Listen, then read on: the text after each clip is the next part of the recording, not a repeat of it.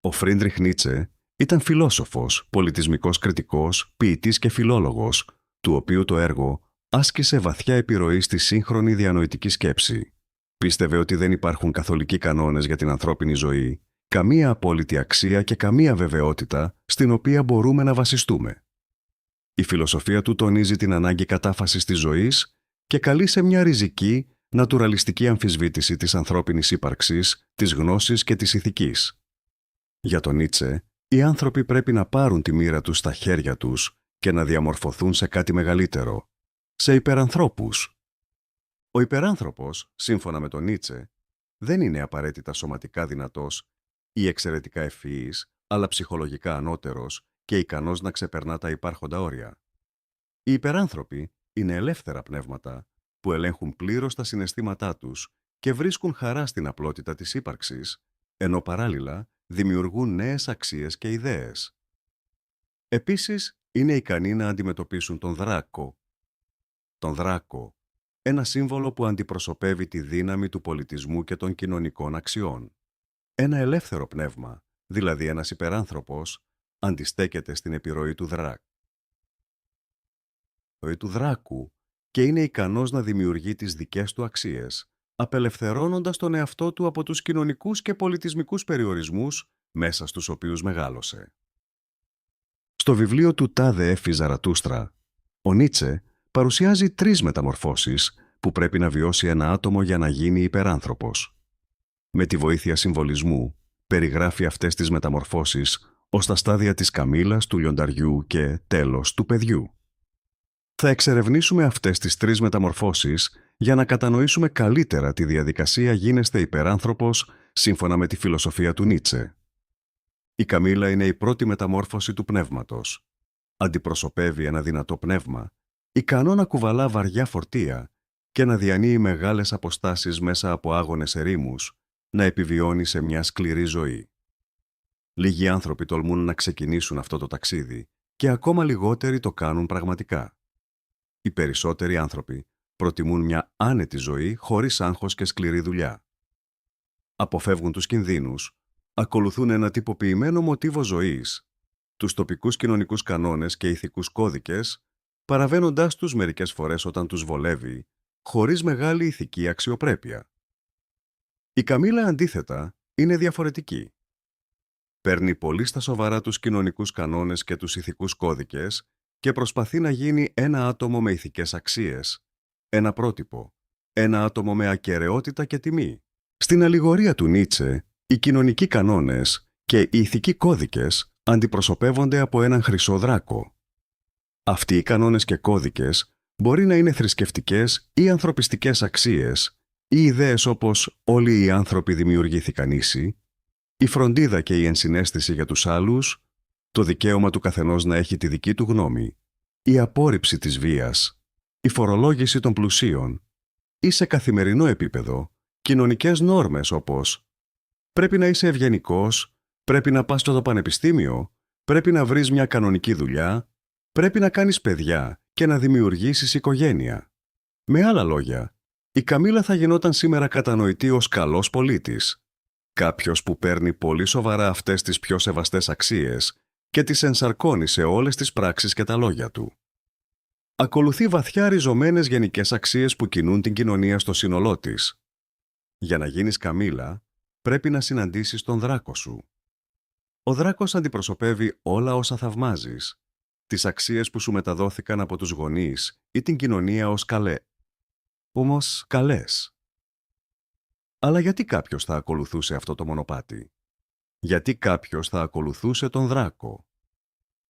Ο Σίγμουντ Φρόιντ, του οποίου το έργο επηρεάστηκε βαθιά από τον Νίτσε, προσφέρει μια απάντηση σε αυτό το ερώτημα. Ο δράκος συμβολίζει το υπερεγώ. Το υπερεγώ αντιπροσωπεύει το μέρος της προσωπικότητάς μας που μας καθοδηγεί σε ηθική συμπεριφορά και διαμορφώνεται περίπου στην ηλικία των 5 ετών. Περιέχει όλους τους άγραφους κανόνες για το τι σημαίνει να είσαι καλός άνθρωπος, όλες τις ηθικές αξίες που μας μεταδόθηκαν από τους γονείς και την κοινωνία. Όταν ακολουθούμε αυτούς τους κανόνες και ακούμε τον δράκο, νιώθουμε υπερηφάνεια και ολοκλήρωση, ενώ η παραβίασή τους προκαλεί ενοχές και ντροπή. Η καμήλα συμβολίζει το άτομο που αφοσιώνεται στην τυφλή τήρηση αυτών των κανόνων, συχνά φτάνοντας στα άκρα για να ανταποκριθεί σε αυτές τις προσδοκίες. Η καμήλα είναι ένα άτομο που ζει σε άκρα και προσπαθεί να ακολουθεί και να τιμά τον δράκο όσο το δυνατόν περισσότερο, βαδίζοντας στο μονοπάτι που πιστεύει ότι οδηγεί στις μεγαλύτερες ανταμοιβές υπό μορφή υπερηφάνειας και ολοκλήρωσης. Δυστυχώς, οι περισσότεροι άνθρωποι δεν φτάνουν στη φάση της καμήλας, γιατί δεν ζουν σε συμφωνία με τα ιδανικά τους. Δεν έχουν σαφή πρότυπα ή ένα σταθερό σύστημα αξιών στη ζωή τους. Ανταυτού, ακολουθούν τις τελευταίες κοινωνικές τάσεις και ζουν μια ευχάριστη αλλά άδεια από νόημα ζωή χωρίς ισχυρές αξίες. Για να ξεχωρίσεις από τη μάζα, για να μην είσαι ένα πρόβατο που ακολουθεί τυχαίους βοσκούς, πρέπει να αρχίσεις να φέρεις πραγματικές αξίες στη ζωή σου, πρέπει να ακολουθείς τον δικό σου δράκο. Για να ανακαλύψεις τον προσωπικό σου δράκο, δημιούργησε 2 λίστες. Μία με αυτά που αντιλαμβάνεσαι ως καλό και κακό στη ζωή, βασισμένη σε αυτά που σου δίδαξαν οι γονείς και η κοινωνία, και μία άλλη με ανθρώπους που θαυμάζεις, ηγέτες, καλλιτέχνες, επιστήμονες, συγγραφείς και ούτω καθεξής. Προσπάθησε να βρεις έναν κοινό παρονομαστή μεταξύ τους. Ο καθένας έχει τον δικό του δράκο και επομένως η μεταμόρφωση της καμήλας είναι διαφορετική για τον καθένα από εμάς. Αλλά η καμήλα δεν είναι η τελευταία φάση και έχει ορισμένους περιορισμούς. Αν και πιστεύει στις ικανότητές της, η καμήλα δεν αμφισβητεί τις αξίες και τις υποχρεώσεις που της έχουν επιβληθεί. Είναι το καλό άτομο που δεν δημιουργεί συγκρούσεις. Η καμήλα αποδεικνύει τη δύναμη και την ισχύ της, ακολουθώντας τους ασυνείδητους κανόνες, σύμφωνα με τους οποίους ζει και σκέφτεται. Με άλλα λόγια, η καμήλα είναι ένας εξαιρετικός παίκτης στο Matrix που ακολουθεί τέλεια τους κανόνες του παιχνιδιού. Κατακτώντας έργο μετά από έργο στο Matrix, η καμήλα εξερευνά, βιώνει και μαθαίνει, αλλά τελικά θα παραμένει πάντα φυλακισμένη σε αυτό το Matrix, ανεξάρτητα από το πόσο επιτυχημένα παίζει το παιχνίδι. Κάποιοι μπορεί να περάσουν ολόκληρη τη ζωή τους ως επιτυχημένες καμήλες, ζώντας σε αυτή την αυτοεπιβαλόμενη φυλακή. Αλλά μερικές καμήλες μπορούν να αφυπνιστούν και να αναγνωρίσουν την παραλογία της ζωής τους, πόσο ασήμαντο είναι να ζεις σύμφωνα με τις αξίες των άλλων. Τότε μπορούν να ξεκινήσουν τη δική τους μεταμόρφωση, να γίνουν λιοντάρια και να απελευθερωθούν από το Μάτριξ. Η μεταμόρφωση του λιονταριού. Ενώ η καμήλα ακολουθεί τα ιδανικά της, το λιοντάρι προσπαθεί να καταστρέψει αυτό το ιδανικό και να αντιταχθεί στον δράκο. Για κάθε πρέπει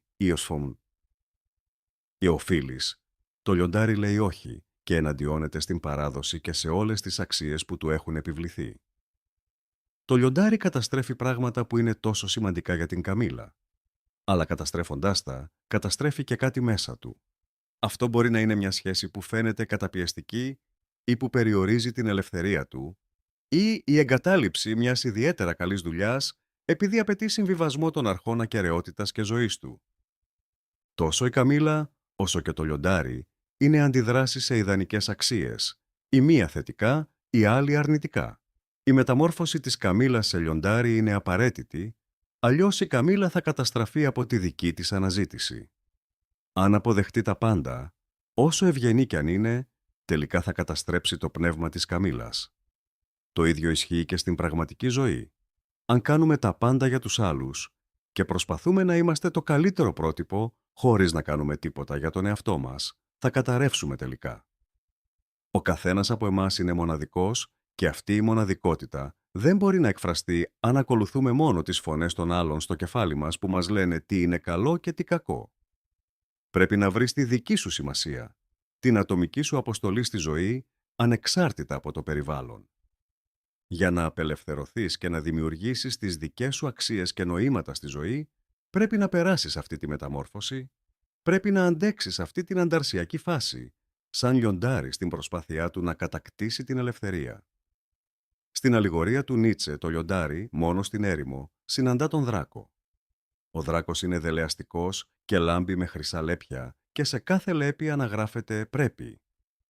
Χιλιάδες λέπια αντιπροσωπεύουν χιλιάδες χρόνια πρέπει που ήρθαν πριν από εμάς, αιώνες κανόνων, για το πώς να σκεφτόμαστε και να ενεργούμε. Υπάρχουν στρώματα πάνω από στρώματα ηθικών κωδικών που διαμορφώθηκαν σε όλη την ιστορία της ανθρωπότητας. Αλλά ο δράκος είναι ο εχθρός της αληθινής αυτογνωσίας.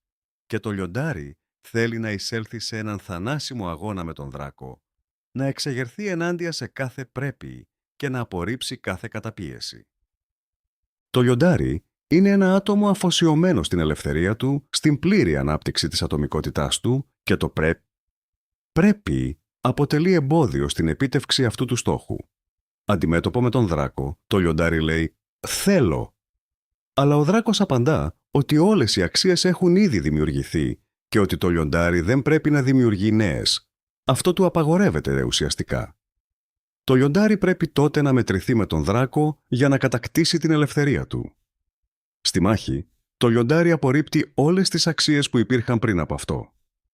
Το λιοντάρι ενσαρκώνει τη συνείδηση της ανεξάρτητης δύναμής του.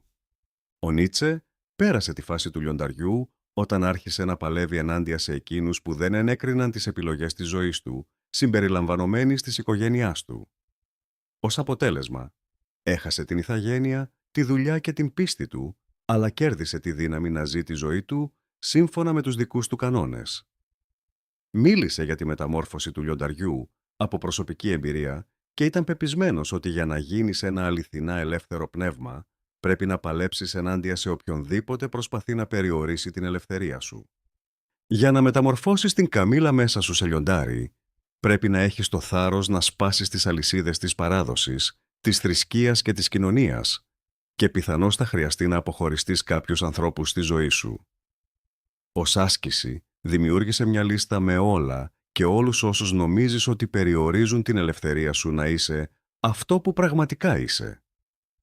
Αφού το κάνεις αυτό, σκέψου πιθανές στρατηγικές για να αλλάξεις αυτή την κατάσταση.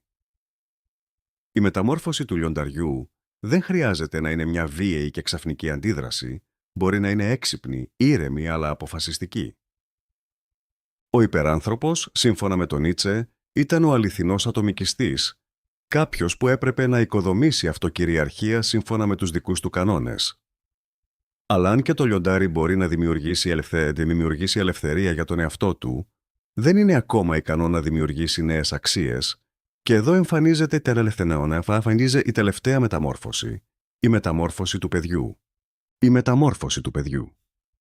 Στην τελευταία μεταμόρφωση, το πνεύμα γίνεται παιδί, γίνεται δημιουργός. Μετά την πλήρη καταστροφή των επιβεβλημένων ηθικών κανόνων και αξιών, αρχίζει η δημιουργία νέων αξιών, νέων αρχών. Το παιδί δεν τρέφει μνησικακία και ξεχνά το παρελθόν για να δημιουργήσει ένα νέο παρόν και ένα πιο φωτεινό μέλλον.